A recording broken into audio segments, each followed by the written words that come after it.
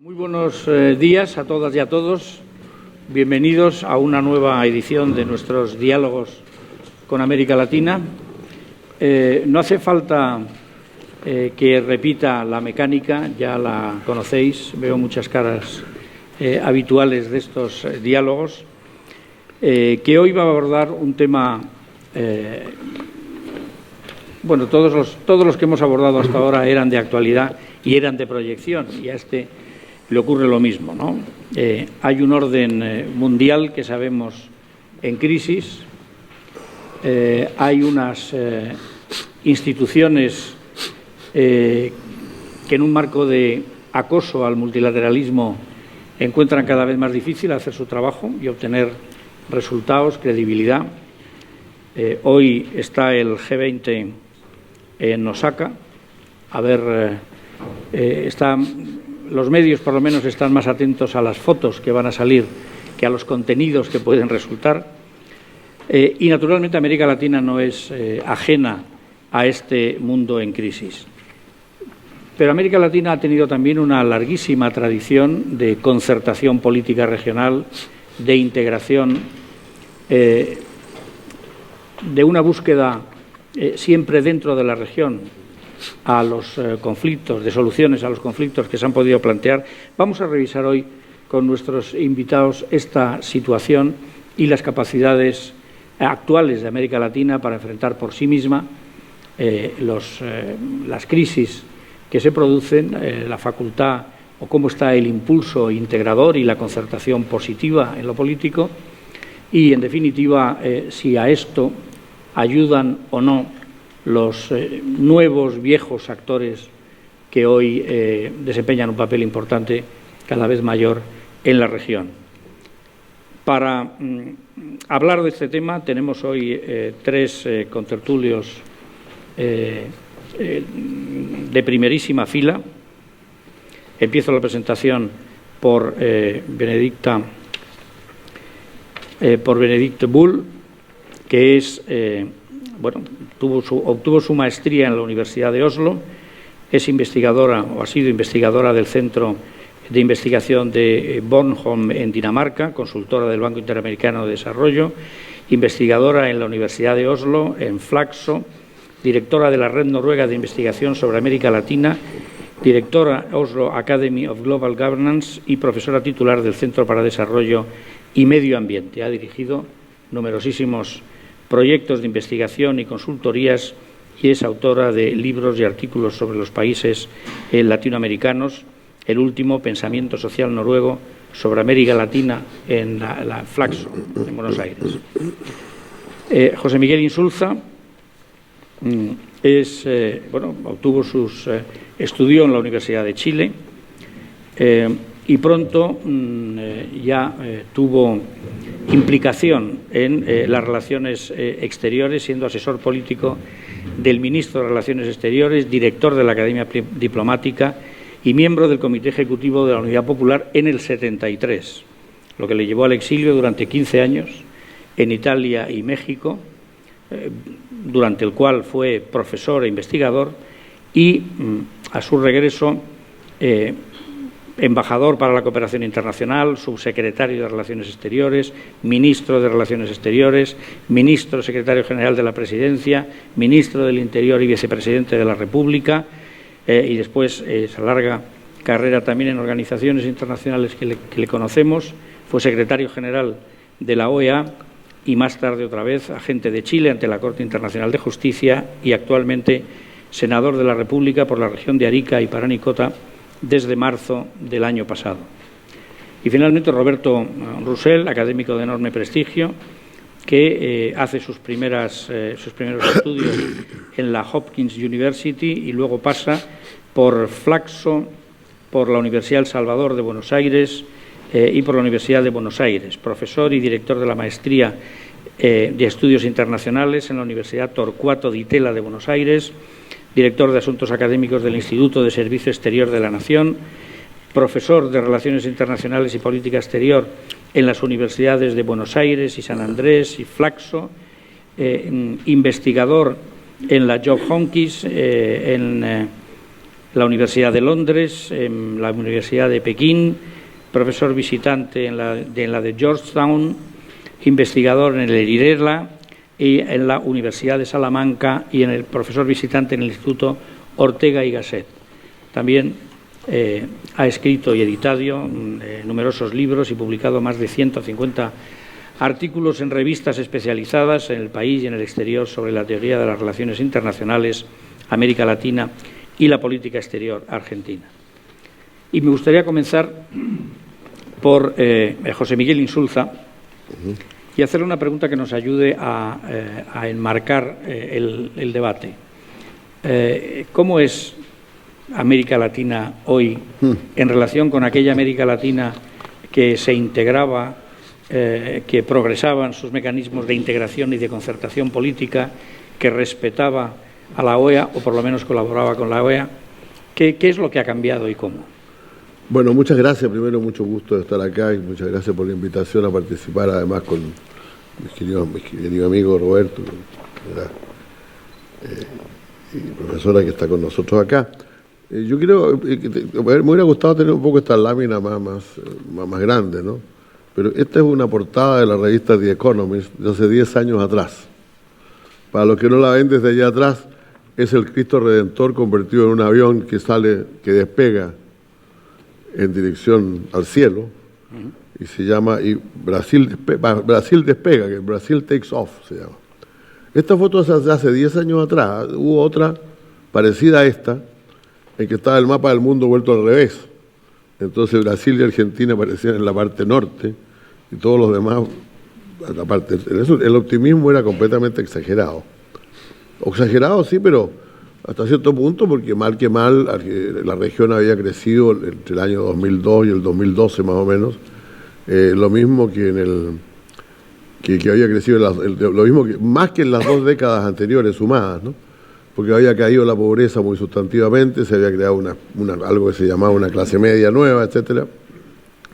La economía se iba fortaleciendo, pero probablemente, claro, el optimismo era muy exagerado y sobre todo fue aún más exagerado después de la crisis del año 2008, en que muchos dijeron, esta vez no entramos en crisis. Es verdad que la región no sintió los golpes de la crisis, aunque creció un poco, empezó a crecer un poco más lentamente después, ¿no? Pero yo me atrevería a decir que hasta el 2012, 2013, todavía la impresión era una región que se había de alguna manera desapegado de las viejas tradiciones de la dependencia y de la desintegración, de los problemas políticos internos, de la inestabilidad política, y ahora tenía democracia en todos los países, tenía crecimiento económico, disminuía la pobreza, etcétera. Ahora todo esto tenía su pero, claro. Todo esto había cosas que no eran tan así. Primero, sí, habíamos crecido, pero todavía basado fundamentalmente en la venta de nuestras materias primas. Yo por ahí tengo también una cita de un poderoso empresario brasileño que en una reunión que tuvimos ahí en Palm Beach, cerca de Miami, dijo: dicen que nosotros exportamos commodity. ¿Y qué? Exportamos commodity. Somos los mejores exportadores de commodities del mundo. Y eso nos hace bien a nosotros y le hace bien a ustedes.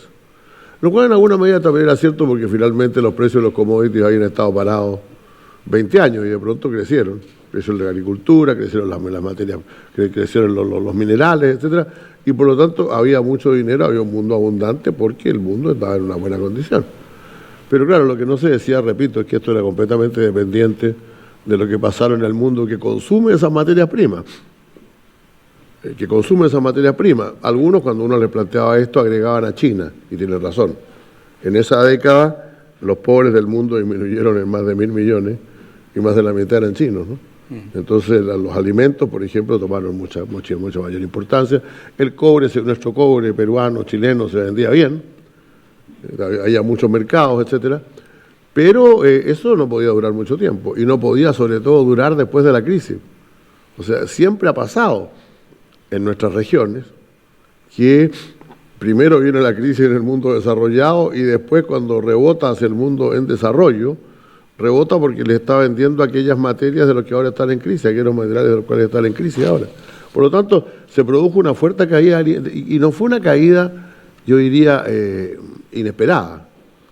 Yo recuerdo en la sesión de primavera del 2014 del Banco Mundial y el Fondo Monetario, ahí Olivier Blanchard, el economista jefe del Fondo Monetario, dijo claramente: los países emergentes no acompañaron la crisis, pero sí van a acompañar el muy lento crecimiento, van a acompañar con creces el lento crecimiento que ahora viene. Y efectivamente, la mayor parte de nuestros países cumplió esa realidad, bajaron sustantivamente sus exportaciones, se produjo una baja del crecimiento y con eso vino una cierta desmoralización también. Desmoralización y una gran preocupación en aquellos que recién venían saliendo de la pobreza, pues, y que se suponía que habían pasado a integrar una clase media, pero más de la mitad de esa, entre comillas, clase media está formada por aquello que alguien llamó los no pobres, los strugglers en inglés, los luchadores, los que se esfuerzan día a día por sobrevivir, en un cuadro que yo hablo de mi país, pero creo que se refiere por lo menos para toda América del Sur, esto es así. Es gente que trabajan 2 o 3 personas por familia, por lo tanto, entre los bajos salarios que ganan, el salario promedio en Chile está en $1.100, pero la mitad de la población gana un poquito más de 500, o poquito menos de 500. Los salarios bajos que ganan, pero entre padre, madre, un hijo, 2 hijos, viven más razonablemente, pueden darse algunos gustos, etcétera. ¿Hasta cuándo? Hasta que uno se retira y descubre que su pensión es pésima, hasta que a uno lo asaltan por la calle y por lo tanto sufre un grave menoscabo, hasta que alguien se enferma y las condiciones de salud no son las mejores, o simplemente hasta que uno se queda sin empleo. Entonces, es la clase media, sí, hoy día hay una clase media, entre comillas, media en el sentido que está entre los más ricos y los más pobres, no la clase media tradicional, más politizada, más responsable, más pequeña y más austera, sino una clase media que lucha por sobrevivir, que lucha por consumir, fundamentalmente, que se despolitiza por completo. Lo que resistió, curiosamente, en América Latina, creo yo, en este periodo, es la política, más bien la institucionalidad política. Hemos tenido, por cierto, situaciones muy lamentables, como las ocurridas en Brasil, como las ocurridas en Perú, pero finalmente la institucionalidad está ahí. Todavía hay elecciones, todavía hay la gente, en muchas partes, no tanto en mi país, pero en otras partes la gente participa muy masivamente en las elecciones, se respeta sus resultados, etcétera. Pero hay una situación tremendamente crítica y volátil creada por esta realidad. Por la realidad de un continente que tuvo un boom, y en algunas partes todos sabemos de qué tamaño fue el boom. Entiendo que vamos a hablar aparte de Venezuela, porque de Venezuela hay que hablar aparte, no hay que, cuando uno toma el cuadro que yo acabo de mencionar, aquí no estamos ni cerca todavía de Venezuela, ¿no? Venezuela es mucho peor que todo esto. Pero cuando es decir, este boom que para algunos países fue, el boom venezolano, entre paréntesis, fue del tamaño que cuando Chávez llegó al gobierno, el barril de petróleo estaba a $9 en el mercado y llegó a estar a $108 en el mercado. Estoy hablando del barril de petróleo venezolano, no los de los otros. Y por lo tanto, que no supo aprovechar este boom. Y había hecho todas las reformas de primera generación que se suponía que iban a mejorar las cosas, y las mejoraron. Había estabilizado sus cambios, había balanceado su presupuesto, tenía políticas fiscales prudentes, había desarrollado algunas políticas sociales importantes, pero eso probablemente bastaría, ya cruzo cifras chilenas, para subir de 8.000 a $20.000 de ingreso per cápita. Pero después de ahí hacia arriba hay que hacer otras cosas para poder seguir creciendo. Para empezar hay que distribuir mejor el ingreso, hay que tener mucho mejor educación, hay que invertir en ciencia y tecnología. O sea, hay que hacer aquellas cosas que permiten diversificar la economía y no siguiendo, por mucho que se enorgulleciera este empresario brasileño, no seguir viviendo solamente de los commodities, y nuestros países no hicieron eso. Y ojo, no lo están haciendo todavía. Un estudio del BID del año 2006, que ha sido repetido y tiene más o menos la misma cifra, yo recuerdo el del 2006, mostraba que todos los países de América Latina juntos, salvo Cuba, todos los demás países de América Latina, invertían tanto dinero en ciencia y tecnología como la República de Corea. No estoy hablando de porcentaje, estoy hablando de cantidades específicas para una región que es inmensamente mayor en población que la República de Corea. Mi propio país tiene como compromiso sólido que todo el mundo demanda y exige, pero que los presidentes no han cumplido todavía, un 1% dedicado a ciencia y tecnología. Entiendo que en la OECD el promedio es 2,2%. Esa es una realidad, lo pongo porque creo que es muy importante. Hay mucha educación de no mucha calidad, se han hecho grandes esfuerzos sociales, pero todavía estamos muy por debajo de aquello que se requiere para seguir creciendo en un mundo como el de hoy. Y por lo tanto, y aquí termino, nuestra crisis, no sé, la crisis del sistema, la crisis global, el problema global, el desorden mundial de hoy, nos toma en una situación compleja. Porque yo creo que esta crisis como la que... ¿Te acuerdas que nosotros hicimos por allá por el año 83 un seminario en Río de Janeiro sobre un tema parecido de cómo estaban los países ante la crisis global, ¿no? Que en ese momento también estaba bastante seria. Y la conclusión es que finalmente nosotros en eso no teníamos mucha capacidad ni mucho que decir, pero sí teníamos que buscar alguna forma de integrarnos de una manera un poco más conveniente, un poco más ventajosa que la que habíamos tenido hasta ahora. Y el riesgo de América Latina es que enfrente la nueva realidad mundial nuevamente principalmente como abastecedor de recursos naturales, en circunstancias que debería tener todas las formas de presentarla en una posición intermedia bastante más provechosa. Eso es para comenzar. Muchas gracias. Sí, hay una situación compleja que además parece que ha venido a quedarse, ¿no? Sobre el telón de fondo de esa complejidad que afecta naturalmente a las posibilidades de cooperación, de coordinación, de integración, ¿juegan un papel de ánimo, de desánimo o neutro esos nuevos, viejos actores que empiezan a aparecer? Bueno, empiezan a aparecer es una manera muy eufemística de decirlo, que están ya y que van tomando cada vez más fuerza en la vida de la región, como Rusia, como China. Benedicta. Bueno, me gustaría empezar a agradecer a ustedes por la invitación. Es un gran honor para mí estar aquí con ustedes en esa interesante oportunidad. De hecho, la red que yo he dirigido por 11 años nació justamente de esa ola de optimismo, cuando todo el mundo miraba hacia América Latina por inspiración, por oportunidades económicas, por cualquier cosa, y querían más conocimiento sobre la región. Pero ahora estamos en una situación muy distinta donde hay muchos actores, hay pocas visiones, hay muchos intereses, pero hay una fragmentación, diría yo, de toda la política general, no solamente la integración regional. Salió hace unos días un ensayo sobre relaciones exteriores en América Latina donde justamente concluye que faltamos un mapa, no hay ruta, hay mucha fragmentación. Y yo creo que eso,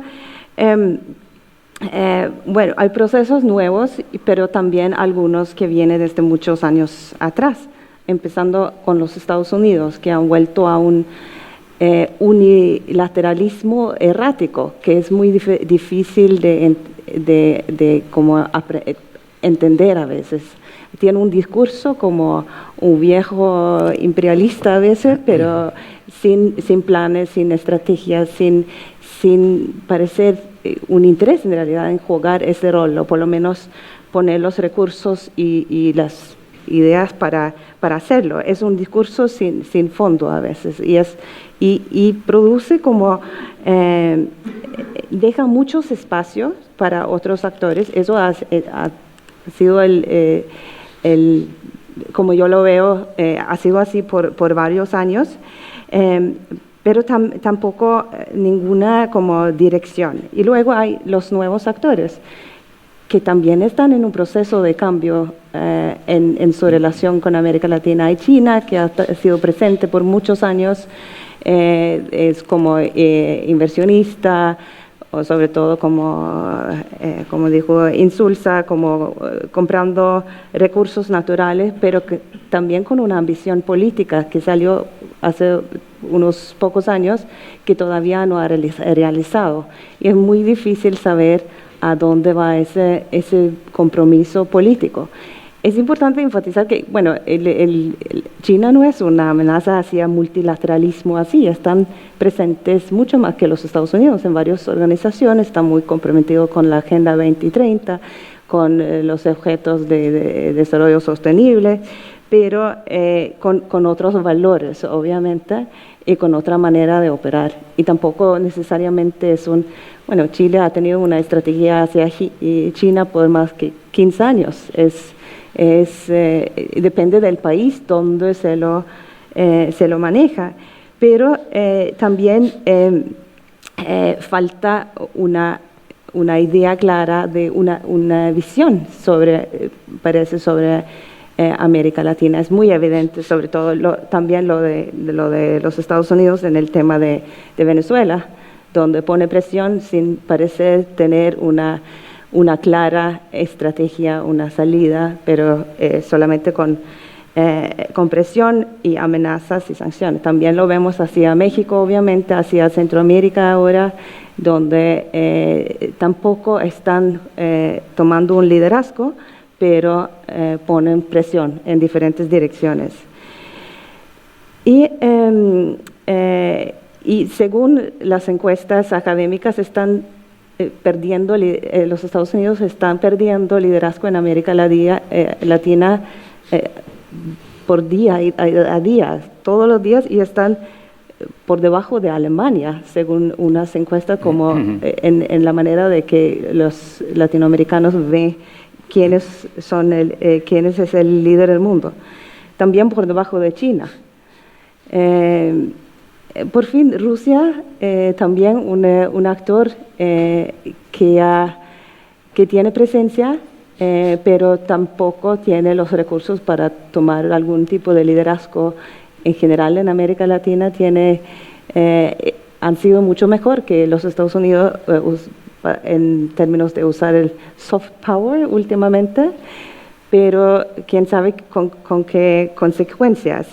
Y es muy claro que para Rusia, América Latina es un socio y la relación se basa en unos intereses particulares y no están listos a ayudar en el largo plazo a como poner muchos recursos, como también se ve en relación con Venezuela. Ahora ha salido los últimos días que ahora están también cerrando las fuentes de financiamiento, no quieren que abren nuevas cuentas en los bancos rusos, etcétera. Y entonces la gran pregunta es que ¿dónde deja eso a América Latina como actor? Hace unos años hablamos de un mundo multipolar como un ideal. Ahora estamos en una casi multipolaridad, pero muy débil, muy fragmentado, muy difícil entender a dónde va. Es como vacíos de poder en muchos ámbitos y un debilitamiento del sistema multilateral, evidentemente. Entonces, es algo que muchos lo ven con mucha preocupación y tampoco hay nuevas fuentes de ideas. Algunos pensaban que quizás México podría ser una nueva, como un actor con visiones después de las elecciones, pues están sometidos en todas las amenazas de los Estados Unidos y no ha hasta ahora podido jugar este rol, aunque ahora están lanzando algunos planes para Centroamérica que le da alguna esperanza. Yo creo que no podemos hablar de que esa nueva orden ha dado más espacio para autonomía todavía, porque falta actores para aprovechar estos espacios que podría abrir, pero que Bueno, uno puede esperar que eso pase en un futuro. Muchas gracias, muchas gracias. Fragmentación, falta de visión, debilitamiento del sistema multilateral, ausencia de una visión a largo plazo también en las inversiones. Realmente el panorama es francamente complejo. Hace tampoco tantos años, ¿no? América Latina fue pionera en mecanismos de integración regional y en mecanismos de concertación política, ¿no? Desde que al final de la crisis centroamericana el grupo de Contadora y el grupo de apoyo a Contadora, bueno, la parte del grupo de apoyo que era latinoamericana, que no era europea, se convierten en el grupo de Río y comienza esa concertación política un tanto al margen de los movimientos de integración, pero como una concertación política continental. A la visión actual de ese debilitamiento de lo multilateral, de la vuelta a posiciones nacionales, que en ese camino ahora, ¿qué es lo que ha faltado? ¿Ha faltado liderazgos nacionales? ¿Han faltado visión regional, una visión de lo que la región puede aportar en el nuevo escenario de esta globalidad real pero imperfecta, o imperfectamente gobernada, por lo menos, en la que vivimos? ¿A qué se ha debido? ¿Todo esto ha influido en la situación actual de declive del integracionismo y, sobre todo, de la concertación política? Roberto. Bueno, yo también quiero agradecer mucho la invitación y voy a retomar entonces algunas de las cosas que ya se dijeron y la pregunta. Yo, como argentino que soy, estoy acostumbrado a las idas y vueltas de la historia, ¿no? Al corsi e ricorsi. Y como decía José Miguel, estamos hoy en una etapa de ricorsi, sin exagerar respecto de las anteriores, porque yo recuerdo que cuando analizamos estos temas en etapas anteriores, y me puedo ir muy atrás, también tendíamos a lamentarnos sobre cosas muy parecidas. Yo creo que el tema de Contadora, que ha sido tan importante, es una especie de ejemplo singular que damos para mostrar esta capacidad de la región. A veces nos vamos más atrás y citamos a la CECLA, ¿no?, la Comisión Especial de Coordinación de América Latina. Podríamos dar algún ejemplo respecto de la UNASUR en casos muy específicos, pero no tenemos muchos más ejemplos. O sea que más bien lo que caracteriza a la región es su falta de capacidad de concertación, es más bien al revés. Podría dar infinidad de ejemplos al respecto, pero no vienen al caso hoy, en este momento. Pero sí quiero marcar esto porque me parece muy importante. Porque si no, frente a la situación de ricorsi en la que estamos hoy, da la sensación de que antes o hablábamos con una sola voz, lo que es una cosa totalmente absurda para pensar en una América Latina actuando de esa manera como si fuera un actor único, o que tuvimos etapas más esplendorosas y con mayor capacidad de concertación. A mí no me gusta mucho hacer pronósticos, y sobre todo sobre una región tan compleja y tan diversa como América Latina. Ni siquiera los podría hacer sobre mi propio país. Pero yo, poniendo las cosas en blanco y negro, diría lo siguiente. Y ahora voy al tema del liderazgo y por qué estamos donde estamos. Y además lo hago de manera un poco provocativa para que discutamos. Yo lo que diría es que la región no se va a integrar, tal como lo teníamos pensado en nuestros esquemas tradicionales de integración, y va a tener, como lo está mostrando en este momento, pero ya como una tendencia, insisto en este punto, muy baja capacidad de concertación. El tema de la fragmentación también es un tema discutible, porque uno podría decir, bueno, ¿cómo hablar de fragmentación de una región que nunca estuvo unida? ¿Qué sentido tiene este término? Pero sí me parece que es valioso utilizarlo en el sentido de compararlo con otras etapas en las que quizás estuvimos menos dispersos, menos fragmentados. El tema del liderazgo es un tema muy riesgoso, porque si uno piensa qué ha pasado históricamente en términos de liderazgo, bueno, hemos tenido por ahí liderazgos sincrónicos, en algún momento lo tuvo México, sobre todo en los años 70 a 90, cuando México ya cae por el tipo de política que empieza a hacer, digo cae en el sentido de que le da menos importancia a América Latina, aparece Brasil. Hago una nota al pie respecto de estas tapas de revistas, ¿no? De estos liderazgos o momentos brillantes que en general son momentos conferidos, no tanto para un país como para la región, que es lo que José Miguel estaba planteando, ¿no? Hay que tener mucho cuidado con esto, porque son más bien visiones de afuera que los que estamos adentro en general tratamos de ver las cosas con mucha más cautela. Entonces, el liderazgo puede ser un factor que haya incidido en esta incapacidad que tenemos de concertar o de integrarnos, pero yo no le asignaría a esta variable un peso tan relevante. Porque cuando hemos tenido algunos liderazgos, y estos liderazgos han sido liderazgos simultáneos, bueno, por ahí avanzamos en algunos planos, pero nosotros hemos tenido problemas muy serios, como es el caso del liderazgo simultáneo de Chávez y Lula en los años en que los dos presidían sus respectivos países. Y la verdad que el resultado de la combinación de estos liderazgos en gran medida enfrentados no ha sido muy efectivo. Yo creo que no vamos a tener liderazgos, ¿no? Es decir, si pensamos que el liderazgo tiene que provenir de algún sujeto providencial, bueno, mejor que no venga, o de algún estadista, seguramente no lo tendremos. Entonces me parece que a lo sumo podríamos pensar en algún tipo de liderazgo compartido en ciertas áreas, ¿no? Como un esquema mínimo. Yo diría que hoy estamos en una etapa minimalista en todo sentido en América Latina, en términos de integración y de concertación, y también lo estamos en materia de liderazgo. Así que yo no diría que esta es la causa o una de las causas principales que darían cuenta de la situación que estamos viviendo, ¿no?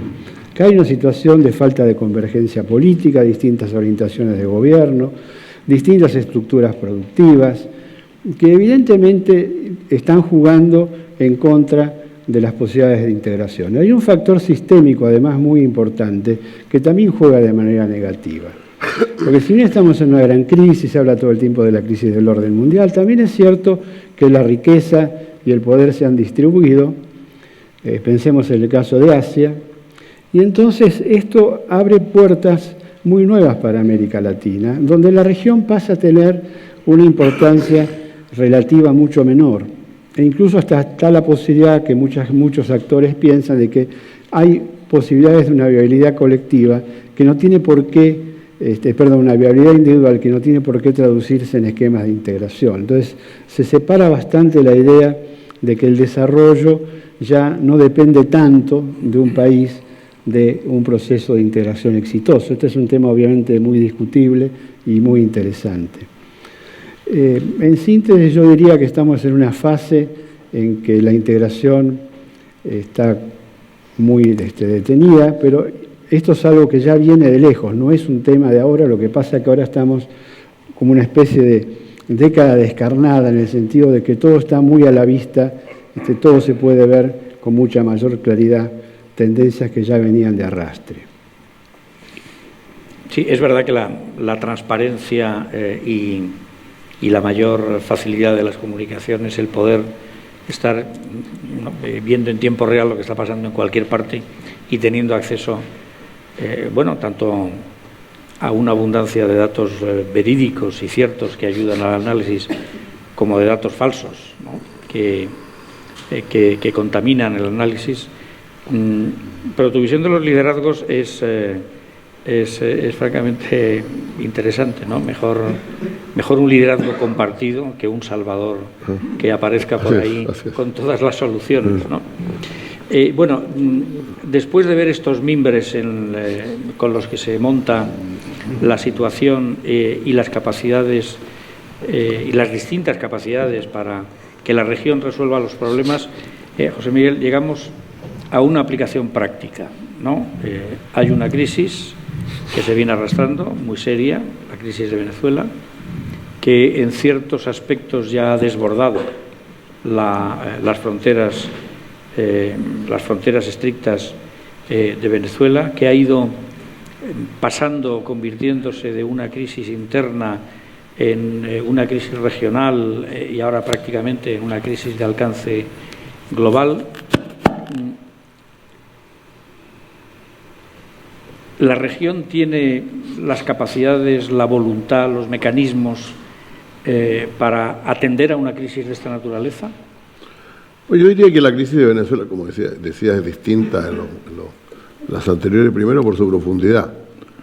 En realidad, nunca está de más dar algunas cifras sobre Venezuela, porque claro, cuando alguien dice, mire, cuando los argentinos están molestos con su gobierno, dicen, somos el segundo país de mayor inflación de América Latina, 35%. Bueno, la inflación este año en Venezuela va a ser 1.000.000%. La diferencia es demasiado grande, está, como dice, en un lugar por sí mismo, in a case by itself, como se dice en inglés, ¿no? Y la razón es que realmente creo que hay que primero recordar lo que yo decía en el momento de la exposición anterior. Lo que ocurrió en Venezuela fue producto, en primer lugar, de una gran crisis económica provocada, entre otras cosas, por los bajos precios del petróleo, pero también por la corrupción dentro del país y por la falta de una buena distribución del ingreso. Hasta ese momento, un poquito antes, poquito después del momento en que Chávez llega al gobierno, que es el 99, Venezuela es aún el país de mayor ingreso per cápita de América Latina, en ese momento, más que Chile, más que Argentina. Pero al mismo tiempo tiene un 70% de pobres.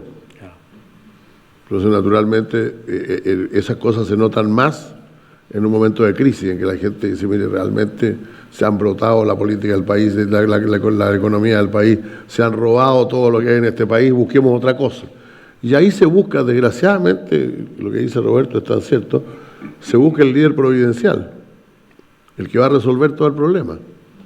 Y el que va a resolver todo el problema tuvo la fortuna de contar con los recursos para resolver el problema. El petróleo se fue de 9 a 100 en una década, en el periodo de Chávez. Al morir Chávez, el petróleo estaba por encima de los $100 por barril. Y naturalmente, ahí lo dijo el presidente Ricardo Lagos, lo dijo alguna vez, el populismo con chequera es mucho más fácil con chequera que sin chequera, ¿no? Cuando uno puede pagar por todo, naturalmente puede hacer una cantidad de cosas. Y Venezuela, lejos de aprovechar esto para redimensionar, para redistribuir su economía, para diversificar su economía, lo que hizo durante el régimen de Chávez fue concentrarla aún más en el petróleo. Miren, el año pasado hubo una crisis en Venezuela, hace un par de años, perdón, por un hecho poco conocido, que fue que la principal represa se secó por falta de agua y no funcionó, no estaba en buenas condiciones, estaba muy maltrecha, estaba mal mantenida. ¿Por qué? Porque habían decidido también hacer electricidad con petróleo. Pues en lugar de decir, miren, hemos construido la represa más grande de América Latina, que se llene de agua y vamos a tener energía eléctrica, y ellos decidieron que no, que la energía iba a ser petrolera. Porque cualquier conflicto que tenían se lo pasaban a PDVSA y convirtieron a una de las empresas, a uno de los mejores ejemplos de integración vertical del mundo, en un desastre. En Venezuela, PDVSA sacaba el petróleo de los pozos, lo trasladaba a los barcos, lo desembarcaba en las refinerías y de las refinerías lo pasaba a las estaciones de servicio, todas ellas de propiedad del Estado venezolano. Es decir, nadie ha tenido nunca eso. Nosotros ojalá hubiéramos tenido la posibilidad de vender el cobre refinado en los países a los cuales lo exportamos. Y sin embargo eso fue cargándose de deuda, además deuda, hasta que hoy día Venezuela es el primer país que cuando se reúne la OPEP propone reducir las cuotas para subir el precio. Y la razón es que Venezuela no produce su cuota. En realidad Venezuela produce 1/3 del petróleo que producía antes. O sea, la crisis, ahora yo soy tal vez un poquito, a lo mejor como no soy economista, entonces tal vez de pura ignorancia, como que no quiero tender a dimensionar demasiado la economía, pero realmente el factor económico aquí juega un papel fundamental, porque la promesa era enorme, y la promesa se empezó a cumplir y de pronto se truncó. Y claro, la forma de truncarla fue ir hacia un régimen autoritario. La oposición creció. Entre paréntesis, la oposición venezolana pudo haber acortado toda esta situación ya a partir del año 2006, cuando se negó a ir a una elección en la cual se le daban todas las garantías. Yo era secretario de la OEA en ese momento, hablamos con ellos un día a mediodía y les dijimos, mire, ¿qué es lo último que le falta para ir a elecciones? Y nos dijeron, mire, si unas máquinas que nosotros llamamos las máquinas captahuellas, que hay que poner la huella digital para votar, se desactivan y así no se puede reconocer, porque ellos, según ellos se podía reconocer quién había votado, nosotros vamos a las elecciones.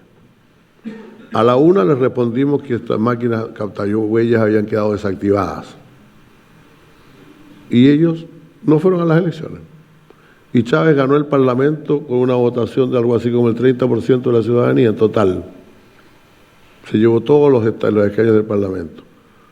Bueno, la oposición poco a poco ha ido entendiendo esto, pero recién hace algunos años formó la Asamblea Nacional. Sigue siendo una oposición tremendamente dividida. Entonces, claro, nuevamente los salvadores mágicos, vamos a hacer las cosas de una vez, y ellos han conseguido convencer a una cantidad de gente que tienen una alternativa de gobierno ya formada que no existe. Entonces, ¿cuál es el problema de Venezuela hoy día? El problema es que Venezuela es un país completamente desarticulado. Seguir pidiendo una elección en 2 meses, que renuncie Maduro y hacemos una elección por en 2 meses más, eso no funciona. Van a estar igualmente divididos que ahora. Lo que hay que tener en Venezuela es un gobierno de transición que reconstruya el país, porque la economía del país está completamente destruida, porque la sociedad está totalmente desarticulada, porque ya estamos en 5 millones de exiliados, de emigrados. Los emigrados fueron a Colombia primero, pero en realidad los más ricos fueron primero a Panamá, pero en Panamá ya le dijeron que ya no más, ¿no? Fueron a Colombia, llenaron Colombia, después pasaron a Ecuador, Ecuador es chico, lo llenaron también, después fueron a Perú, y ahora tenemos en la frontera entre Perú y Chile, la región de la cual yo soy senador, en la frontera entre la región de Arica y el Perú, tenemos una cantidad enorme de venezolanos que quieren pasar a Chile sin documentos, sin papeles. Bueno, alguien tiene que empezar por arreglar esos problemas mínimamente. Venezuela es caótico. Desgraciadamente, tenemos en Venezuela un presidente que hace de cuenta que no está pasando nada y que su país está perfectamente bien y que si no fuera por culpa del imperialismo estaría mucho mejor todavía. Dicho sea de paso, en los últimos 3 años, la única moneda dura, el único cash que ha tenido Venezuela provenía de Estados Unidos, porque Rusia se está cobrando de sus deudas y China también. Por lo tanto, plata para comer no tenía sino de Estados Unidos, y ahora Estados Unidos cortó el flujo de recursos de la empresa Citgo y ya no puede traspasarlos a Venezuela. Entonces el imperialismo le sirvió durante... Yo siempre decía, cuando estaba en la OEA, ¿cómo es posible que a las 11 de la mañana el gobierno de Venezuela diga que el señor Bush es un criminal al cual el mundo debería juzgar por sus crímenes y sus delitos? Que el gobierno de Estados Unidos conteste que Venezuela es una dictadura atroz a la cual hay que derrocar, y después se siguen compitiendo y vendiendo y comprando petróleo como si la vida siguiera totalmente normal. Terminado eso, se produjo el colapso. Pero del colapso solamente se puede salir con un esfuerzo internacional. Ahora, yo quiero decir que yo creo que no hay ningún país de América Latina que esté dispuesto a acompañar a Estados Unidos en una aventura militar en Venezuela. Se han ensayado ya han habido varios intentos. El intento de Cúcuta fue el primero. Vamos a pasar ayuda humanitaria. ¿Cuál era la esperanza? Que hubiera un conflicto ahí que dijera, tenemos que intervenir por razones humanitarias. No lo hubo. El intento de Juan Guaidó de liberar a Leopoldo López y tratar de con eso provocar un asunto entre los militares tampoco funcionó. Los militares se quedaron en sus cuarteles y los militares van a seguir en sus cuarteles, no en sus cuarteles, en todas partes. Los militares van a seguir en el gobierno y al mismo tiempo se han considerado por la oposición el único salvador posible del país. Si uno está en una posición así de cómoda, ¿por qué va a arriesgar una alternativa o la otra? Si hay alguien que está bien en En Venezuela son los militares, hay 1000 generales. Ayer me dijeron que eran más, que eran mucho más de 1000. 1000 generales, hay como 20 generales en jefe. Al final es el lugar donde en Venezuela, donde la gente que está ahí puede funcionar bien. ¿Qué hacer? Bueno, yo lo creo que la única salida es una salida como la que se está buscando en Noruega. Es una salida de negociación. Por lo menos a corto plazo. En un plazo más largo esto va a colapsar. No se puede vivir con una inflación de 1 millón, de 1 millón % al año. Lo que pasa es que ahí hay una situación política que es ridícula. Un presidente que gobierna y no admite que hay crisis, y un presidente encargado que no puede hacerse cargo de nada porque no tiene nadie que le obedezca, pues. O sea, ¿cómo va a llamar a elecciones si el servicio electoral lo tiene el otro? ¿Cómo va a pedir a la policía que intervenga si la policía la tiene el otro? Entonces yo termino con algo que alguna vez se contaba mucho en mi país, de 2 diplomáticos que se llaman por teléfono, que son amigos, y preguntan cómo está tu cosa y cómo está la tuya. Y le dice, mira, aquí la cosa está seria, pero no es grave. Y el otro le responde, bueno, acá estamos peor porque la cosa está grave, pero no es seria. No hay en Venezuela ni siquiera un líder providencial que pueda enfrentar el tema.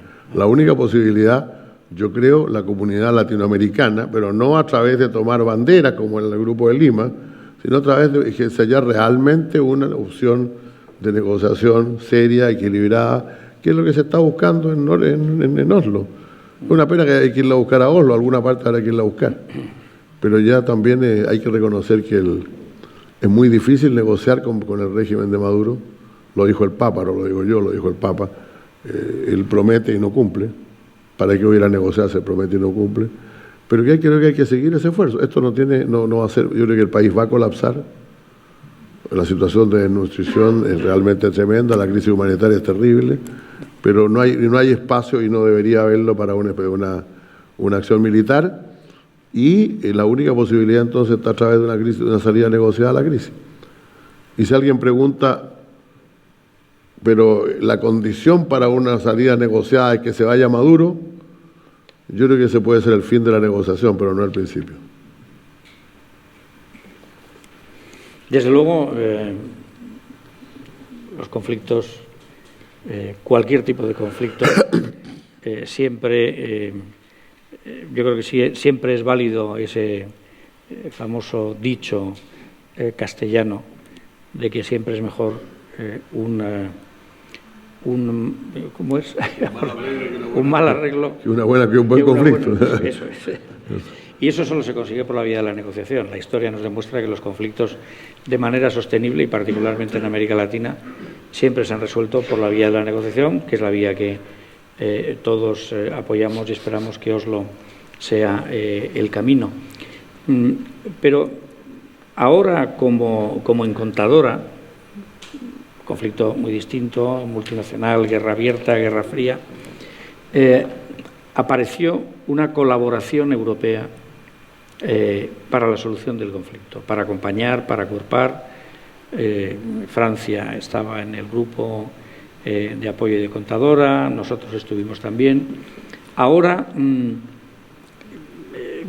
grupo de Lima se ha constituido con un objetivo determinado, ha aparecido Oslo, estaba de antes el grupo de contacto de la Unión Europea, con participación de países latinoamericanos. ¿Qué te parece que esto quiere decir? ¿Quiere decir que hay una complementariedad entre América Latina y Europa y que cuando juntos tratan de ayudar a encontrar una solución política es más factible que cuando lo hacen sin contar con el apoyo de la otra parte? ¿Se podría decir algo así? Bueno... Ay, perdona. Antes, se me olvida todas las veces y en todos los diálogos. Pero ya lo sabéis, hay unos cartones en las sillas con las que podéis apuntar las preguntas que os interesaría que contestaran nuestros participantes al final de sus intervenciones, que habrá un espacio esperemos que sea suficiente para atender directamente vuestras preguntas. Perdona por la interrupción, pero es ya un clásico que se me olvida advertirlo hasta el final. Bueno, si uno ve un poco históricamente, siempre ha sido así. Si los países han sido unidos, tiene mucho mejor chance de resolver la situación. Si vemos el grupo de Contadora, ahora estamos a un día de conmemoración del golpe de Estado en Honduras de 2009, que fue en muchos sentidos un fracaso del multilateralismo. Al final se instauró un gobierno que con algunos cambios todavía sigue y que ha producido una crisis no del tamaño de Venezuela, pero una crisis migratoria.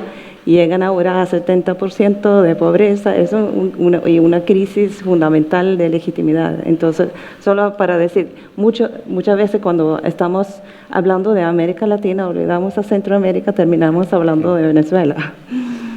Ahora, sobre Venezuela, yo creo que ha faltado mucho ese acercamiento, ha habido muchas agendas de diferentes países, de europeos, de América Latina, y que han sido poco coordinados. Eso ha sido como yo lo veo, entre los grandes problemas. Últimamente, pero las cosas cambian muy rápidamente. Surgió en los últimos días críticas fuertes hacia el proceso en Oslo de Luis Almagro, de varios otros actores. Pero yo creo que uno ve quizás después del 30 de abril un poquito más acercamiento de posiciones entre algunos países en América Latina y de Europa. Y el proceso de Noruega, obviamente eso empezó hace muchos meses, pero más de muy bajo perfil, exploratorio, de ver cómo se podría ayudar a juntar las partes. Y muchos preguntan por qué está metido Noruega en eso. Y eso tiene su historia. Es, digamos, el papel que buscó Noruega en el mundo. Es un país chiquitito, muy abierto, muy vulnerable a todos los cambios en el mundo. Hay una economía muy abierta, no somos miembros de la Unión Europea, pero siempre estamos muy dependientes de lo que suceda ahí. Es como una estrategia, algunos lo han llamado la geopolítica de los débiles. Somos débiles, pero tenemos que buscar nuestros espacios para ayudar a hacer el mundo un poquito más predecible. Y en América Latina empieza en Guatemala en los años 90, luego el proceso en Colombia, y poco a poco han establecido un equipo muy técnico. Es un equipo técnico, no tiene agenda política, no cambia con los gobiernos, no hay agendas políticas sobre Venezuela en Noruega. Nadie va a ganar unas elecciones locales ni nacionales por haber medido una paz en ningún lado del mundo, inclusive Venezuela. Pero miran eso como su rol en el mundo, ayudar a facilitar, pero sin en realidad proponer soluciones. Y eso puede ser una debilidad. Yo creo que nadie pensaba que eso podría ser nada más que una fase inicial. Si llega a negociaciones reales, hay que haber muchos otros países involucrados de la región, de Europa, quizás. Es otro asunto. Yo creo que filtró la información sobre el diálogo antes de que en realidad empezaron en una fase más profunda, aunque tengo que decir que el equipo de Noruega lo ha manejado con un secretismo así hermético, entonces hasta nosotros no sabemos mucho de lo que sucedió adentro. Lo que filtró no sabemos de dónde. Pero yo creo que eso es necesario tener a alguien que tome la iniciativa a facilitar intercambio y que se una a hablar de algunas cosas, pero eso no es suficiente, es obvio. Creo que todos están conscientes de eso. Hay que tener actores con mucho más peso que un país chiquitito en el norte de Europa. Bueno, país chiquitito en el norte de Europa, pero que sí que tiene una visión de país, una misión, y ha desarrollado desde luego un récord fantástico de resultados y bien, todos confiamos mucho, las dos partes también, según las noticias que tenemos, en que esta vez sí. Además de otras razones, porque si esto no está claro qué es lo que vendría detrás. ¿Qué vendría? No hay otro camino Bueno, por el momento. Y eso nos llevaría a un elemento que, bueno, está ahora particularmente en la primera página, que es el de las relaciones entre Europa y América Latina. ¿Qué tipo de complementariedades hay? ¿Cómo podemos ayudarnos mutuamente a hacer verdad eso de que juntos pesamos más? Con todos estos problemas, hoy hemos hablado sobre todo de los problemas que aquejan a la región latinoamericana. Europa tiene los suyos, ¿no? Empezando porque hay un socio que quiere salir pero no encuentra la puerta, lo cual desde luego mistifica y contamina todo lo que se puede hacer. Estamos metidos en una elección que está resultando difícil de autoridades. Hay una negociación sobre el marco financiero de los próximos años. O sea, tampoco es un panorama particularmente tranquilo. Es complejo por otras razones, pero igual de complejo que el americano. ¿Cómo ves en perspectiva? Bueno, ¿qué futuro nos espera en este terreno? Yo creo que la propia situación europea, ¿no? Las propias amenazas que el proyecto europeo está enfrentando, hace que Europa hoy tenga un peso mucho menor en la región que el que tuvo históricamente. Porque hay otros actores, que es con lo que comentábamos anteriormente, que están volviendo, o en todo caso intentando ejercer su dominación de otra manera, como es el caso de Estados Unidos. Recuerden que Kerry dijo hace muchos años, es el fin de la doctrina Monroe. Tillerson en el 2018 dijo la doctrina Monroe es fundamental para parar a los de afuera, sobre todo se estaba refiriendo a China. Rusia está presente, pero es básicamente un spoiler. Y Europa tiene una presencia mucho menor. Ahora, al mismo tiempo, yo diría que Europa es clave, no solo por lo que siempre se dice del tema de los valores que compartimos y que somos parte de Occidente, aunque seamos el sur de Occidente, sino para temas también muy específicos en esta etapa minimalista. Yo insisto mucho en esto, que esta no es una etapa para grandes proyectos ni para grandes iniciativas, porque no van a cuajar, dada la situación de la región. Entonces, en ese momento tan minimalista que vivimos y que vamos a vivir, yo creo que Europa puede jugar papeles claves, como es el caso de la crisis venezolana. Digamos, América Latina sola no va a poder, lo tenemos a Estados Unidos, que obviamente está buscando otro tipo de solución. Y además en América Latina también hay divisiones al respecto, si bien estamos todos de acuerdo en que no queremos una intervención militar. Se dice muchas veces, bueno, Brasil no está, yo diría mejor que no esté. Brasil mejor que no esté. Entonces no hay manera de ir encauzando esta tremenda situación venezolana sin una participación europea, que es lo que está pasando con este grupo de contacto. Que vaya a tener éxito o no es otra historia, pero yo diría que ni China ni Rusia, que son los que están entrando con más fuerza, ni Estados Unidos van a jugar un papel constructivo en la crisis venezolana, porque además acá hay que resolver temas que son muy serios, crisis humanitarias, etcétera, ¿no? Después, bueno, están las cosas que siempre tenemos pendientes, que son los acuerdos con Europa en materia de integración, pero yo tampoco soy demasiado optimista, porque nuestra integración, como dije, está mal, e insisto en este punto, no nos vamos a integrar, más bien vamos a ir en una etapa de mayor dispersión, porque además esto tiene mucho que ver un conjunto de factores sistémicos que están jugando en esa dirección. El tema famoso del Mercosur y la Unión Europea es un tema que nunca termina de cerrarse, y además el propio Mercosur está en una situación de crisis existencial. No sabemos qué va a pasar con el Mercosur. Vamos a dar un giro comercial, algunos dicen, bueno, estamos abandonando ese giro político que se dio en los años de 2000, digamos, estaba Lula, estaban los Kirchner.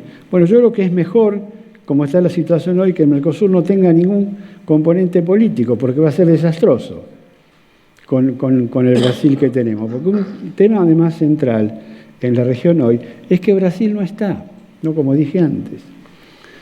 Así que yo diría que estoy pensando en cosas muy específicas, en lo de siempre, digamos, el apoyo europeo en materia de ciencia, tecnología, las cosas que están siempre sobre la mesa, pero no mucho más, no mucho más. Sí. Recalcar lo que dice Roberto, que es una extraña crisis en el caso de Venezuela, en que el 60% de América Latina no está, pues no está ni Brasil, ni está México. Brasil felizmente no, porque naturalmente lo que rechaza Brasil es la posibilidad de una intervención militar a través de su territorio con participación de ellos. Y México porque tiene el nuevo gobierno que no está por involucrarse en este tipo de crisis, que dice que tiene demasiado que hacer dentro de su país, ¿no?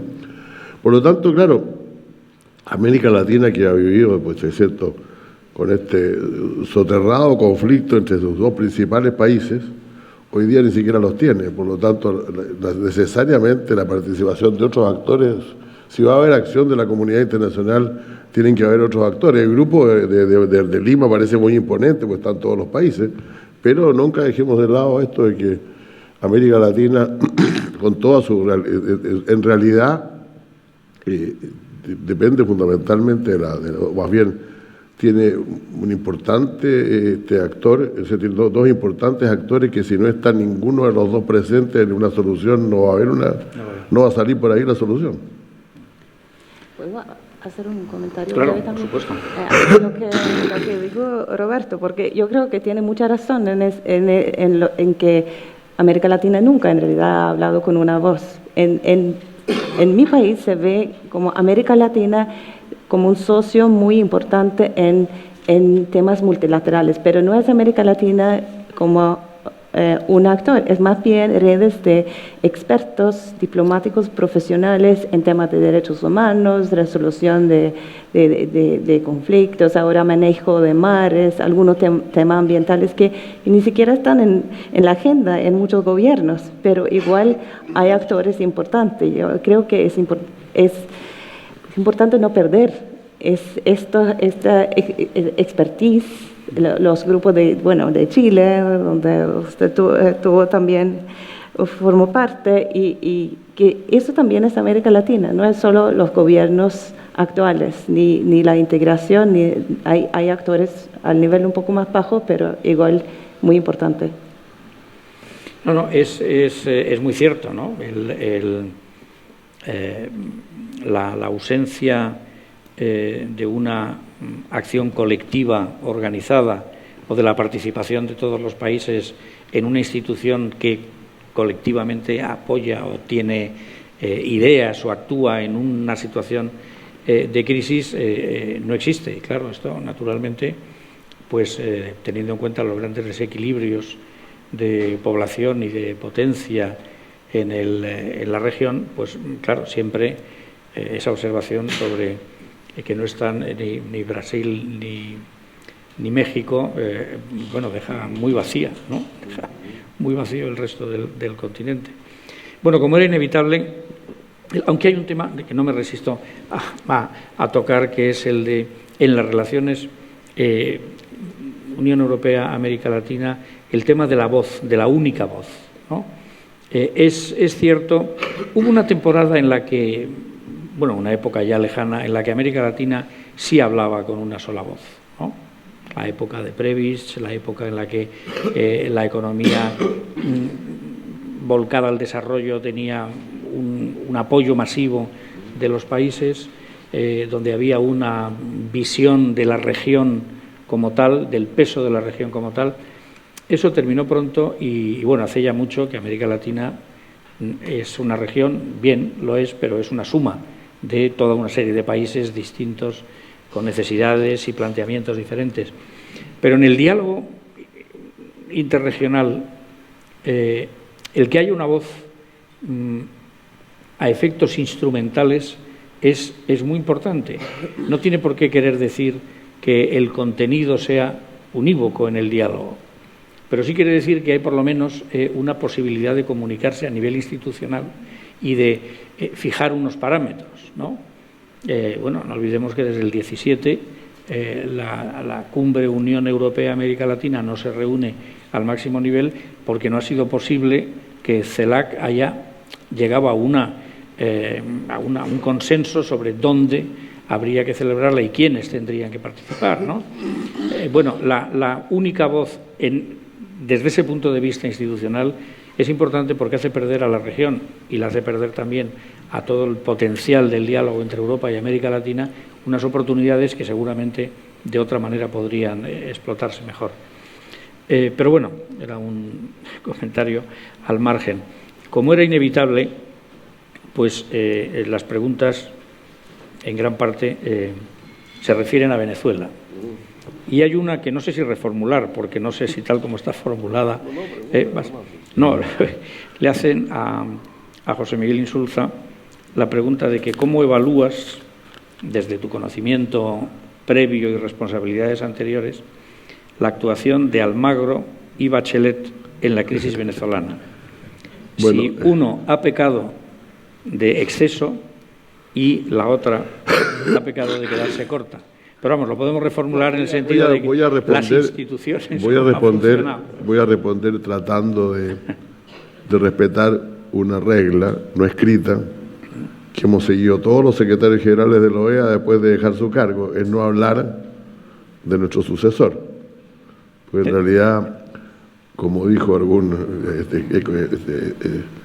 embajador Azambulla, un viejo embajador brasileño, todo sucesor es un malagradecido y todo antecesor es un incompetente.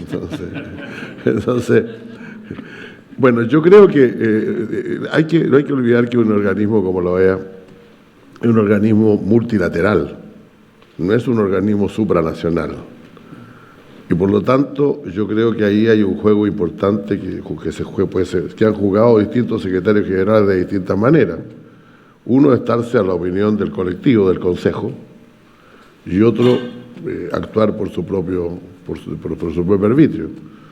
Y a mí me impresiona mucho cómo hoy día, en realidad, yo hace unos días atrás tomo el diario y dice la OEA dice tal cosa, y en realidad es una cosa que el Consejo de la OEA jamás diría, pero que la dice el secretario general. O sea, Luis Almagro ha optado fundamentalmente por ser secretario general unipersonal no vinculado con el Consejo de la OEA. La opción mía fue distinta y era relativamente fácil, porque en realidad cuando a mí me preguntan, ¿y usted por qué no hizo algo sobre Venezuela? Yo digo, mire, cuando yo fui al funeral de Chávez, en la guardia de honor estaba el futuro rey de España y el presidente Sebastián Piñera parados uno al lado del otro, frente al féretro. O sea, Venezuela era algo completamente distinto en ese momento. A mucha gente por debajo diría que no le gustaba, que no era suficiente democracia, todo lo demás. Pero yo voy a decir algo con toda franqueza. Cuando se cerró Radio Caracas Televisión, yo hice una suave protesta. El presidente Chávez me insultó desde un podio, y cuando se reunió el Consejo de la OEA no hubo ni un embajador que dijera, mire, ¿por qué no le dicen al presidente Chávez que no hay que decir esas cosas al secretario general? Entonces, la situación era radicalmente distinta. Hoy día ningún país de América Latina, voy a quedarme con América Latina, el Caribe lo ha tenido siempre ha sido amigo de Venezuela, y por una buena razón, porque les dio petróleo cuando el petróleo estaba a 80 dólares el barril. Y esa cosa no se olvida, alguien dirá que se los compró. Pero claro, si el petróleo no llegaba, las luces se apagaban en Jamaica una semana después, pues. Entonces ellos recuerdan que Venezuela hizo eso por ellos y no van a atacar a Venezuela, en su mayoría. No van a ser parte de una condena absoluta a Venezuela, esa es la realidad. Por lo tanto, quedémonos con América Latina. Hoy día no hay ningún país de América Latina, salvo Cuba, por cierto, y parcialmente Bolivia, que apoye fuertemente a Venezuela. Antes eso era completamente distinto. Y ese es un cambio fundamental. O sea, hoy día la región de Venezuela está mucho más aislado en la región que lo que estuvo antes. Por lo tanto, las situaciones no son comparables, y yo francamente creo que a mí me costaría mucho. Ahora, yo creo, sin embargo, que efectivamente esto provoca para Venezuela un riesgo, para la OEA, un riesgo bastante irreparable. Yo tengo gran orgullo de haber escuchado a un canciller uruguayo representando a los demás y diciendo, esta OEA es más latinoamericana que todas las que habíamos conocido antes. Hoy la OEA es más norteamericana que la que hubiéramos conocido antes. Esa es la realidad. Y eso creo que es un retroceso, no respecto de lo que fue mi gestión, sino también antes la de César Gaviria e incluso la de Joao Baena Suárez, que fue el primer secretario general que de alguna manera buscó una mayor autonomía de la organización. ¿Y la Comisión de Derechos Humanos? Bueno, la Comisión de Derechos Humanos es casi... Yo siempre, estos temas de derechos humanos, los tiempos que yo estaba ahí, recordaba algo muy importante. La Comisión de Derechos Humanos no es una comisión, la Comisión de Derechos Humanos es la OEA hablando de derechos humanos. O sea, el secretario general debe atenerse en materia de derechos humanos a lo que dice su comisión, porque así es lo que está escrito. Y la comisión, por lo tanto, es de alguna manera el resorte que queda, pero eso lo supo bien, pero lo supo bien Maduro desde el principio. Cuando cuando Chávez le ordenó a Maduro salirse de la Comisión de Derechos Humanos, Maduro le respondió, después de conversar conmigo, presidente, no se puede, porque la Comisión de Derechos Humanos es un órgano principal de la OEA, es decir, está en la carta de la OEA. Si usted se sale de la Comisión de Derechos Humanos, tiene que salirse de la OEA, porque está en el estatuto. Y por eso Chávez retrocedió y dijo, no, nos salimos de la Corte. La Corte es algo distinto, no todos los países de la región pertenecen a la Corte. Luego Maduro ahora, hace unos 2 años atrás, decidió salirse de la OEA. Y se salió de la OEA, no tanto por las peleas en el Consejo, porque las peleas del Consejo todos hablan, todos discuten, ¿no? Y ahí tenía Bolivia, tenía algunos otros que lo respaldaban también. Él decidió salirse denunció la Carta de Derechos Humanos exclusivamente por el problema, la Carta de la OEA, pero la Carta de la OEA, perdón, cuando yo digo que Venezuela denunció la Carta de la OEA, no hay precedente, ¿eh? Cuba nunca denunció la Carta. Cuba fue suspendido de la OEA, simplemente ignoró a la OEA por varias décadas, pero nunca denunció la Carta de la OEA. Bueno, Maduro ha denunciado la Carta fundamentalmente para no tener que ver con la Comisión de Derechos Humanos. Ahora, el tema es complejo, el tema de derechos humanos, dicho sea de paso, lo que voy a decir es un poquito irreverente, pero el progreso de los derechos humanos y de la doctrina de los derechos humanos es un obstáculo a una búsqueda de una solución, a menos que uno plantee muy bien el problema de la justicia transicional. Porque hoy día todo general y todo dictador sabe que si pierde el poder, se va a tener que enfrentar con alguna comisión de derechos humanos, ya sea en el Tribunal Internacional o en alguna otra parte. Y por esas razones que es tan importante el negociar, en cualquier negociación en las partes en Venezuela, negociar el tema de la justicia transicional. En Argentina eso no se negoció, el tema de la justicia transicional, simplemente se juzgó a los generales y después se buscaron amnistías, cosas así, pues se cambió otra vez. En Chile sí, no hubo una negociación, yo diría que hubo un entendido de que nadie iba a ser juzgado por haber participado en la dictadura militar, sino que iban a ser juzgados solamente aquellos que hubieran violado, aquellos que estuvieran acusados de violaciones directas de los derechos humanos.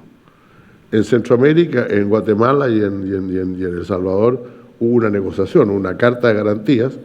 Hoy día está cuestionada muy fuertemente en El Salvador, sobre todo. Es posible que eso pero hoy, como digo, todo dictador, todo tirano sabe que si deja el poder va a tener que lidiar con el tema de derechos humanos, y eso es la paradoja, hace que sea más difícil que salgan del poder. Sí, bueno, eso es uno de los temas que tuvo que resolver Noruega en las negociaciones de paz de Colombia, ¿no? Todo el capítulo de la justicia transicional.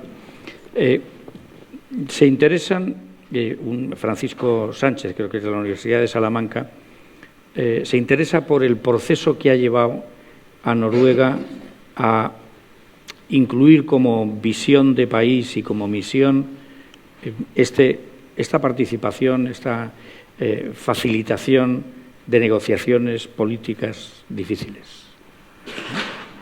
Bueno, es una larga historia y yo no creo que voy a pasar por todo eso, pero empieza en realidad durante la Guerra Fría, cuando Noruega se encontró ahí con como un aliado de los Estados Unidos, pero con frontera con Rusia y en una posición muy estratégica con una larga costa. Y estuvimos ahí jugando un rol. Tiene algo parecido a Costa Rica en América Latina durante ese tiempo, con una política socialdemócrata bastante progresista, dirigido por el Partido Laborista, pero igual socio de OTAN y los Estados Unidos. Entonces, ahí empiezo, creo yo, y cuando cayó el muro, eso fue un diálogo muy como consciente de cuál será nuestro rol en el mundo que ha cambiado mucho, y se formó un consenso básico. En toda la política exterior en Noruega hay muy poco debate.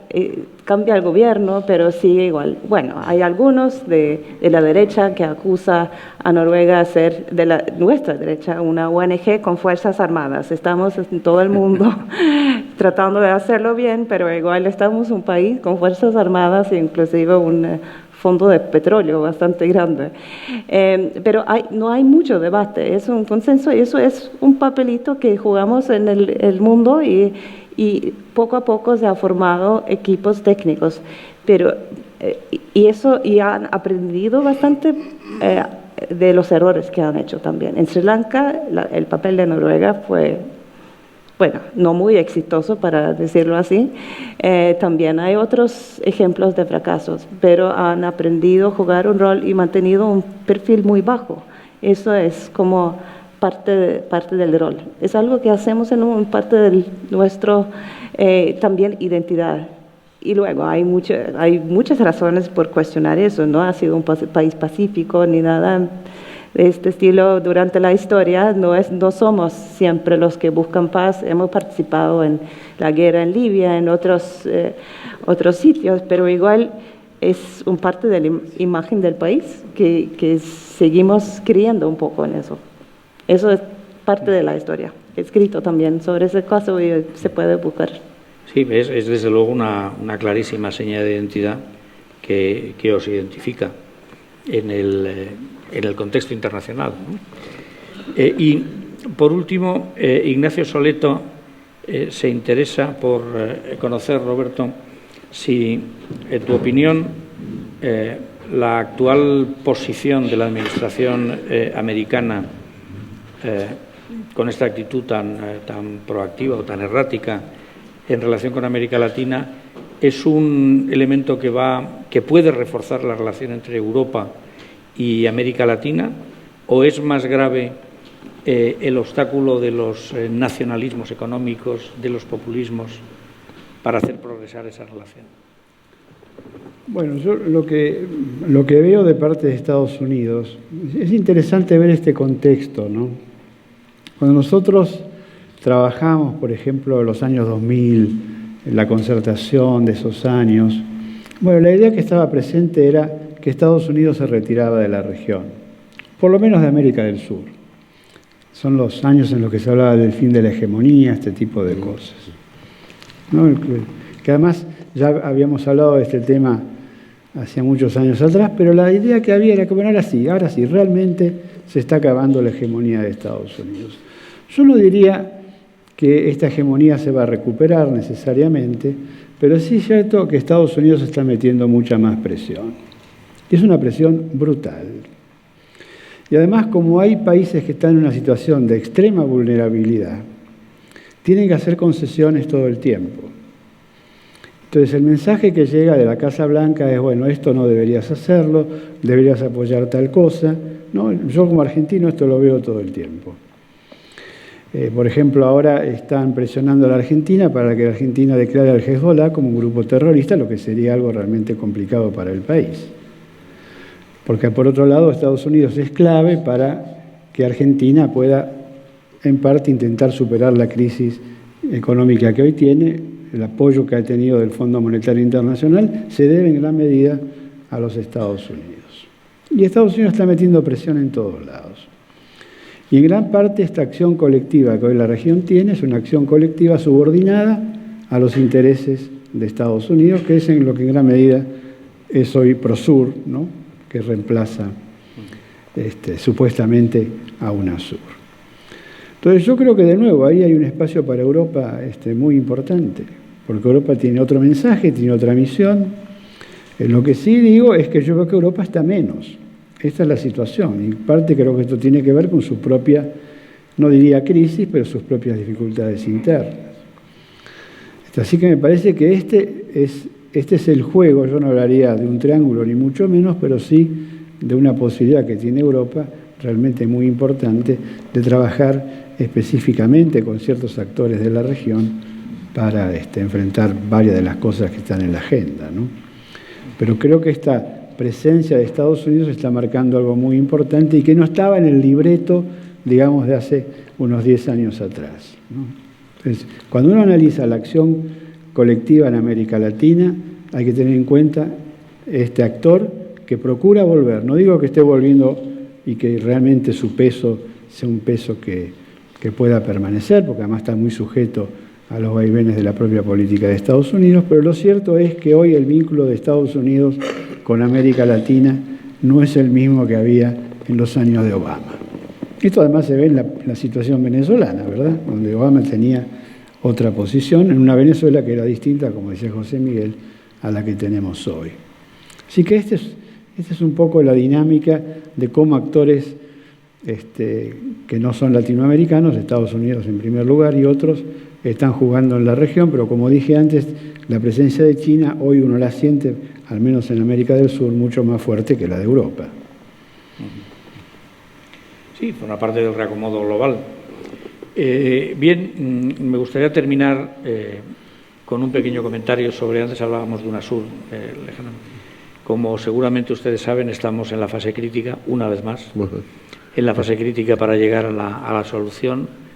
Ha habido cartas de partidarios de la firma, España y otros 7 países hemos firmado una carta, y estamos muy cerca del presidente Juncker para que tome una decisión.